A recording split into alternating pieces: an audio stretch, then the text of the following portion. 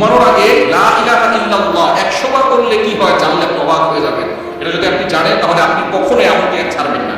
লা ইলাহা ইল্লাল্লাহ এই কালিমাটা আমরা জানি না এমন কেউ নাই। যারা মুসলমান আছি তারা আমরা সকলেই লা ইলাহা ইল্লাল্লাহ, আল্লাহ ছাড়া কোনো মাবুদ নাই, কি বলেন আছে? এই লা ইলাহা ইল্লাল্লাহর এতটা ফজিলত নবীজি সাল্লাল্লাহু আলাইহি ওয়াসাল্লাম জানিয়ে দিয়েছে।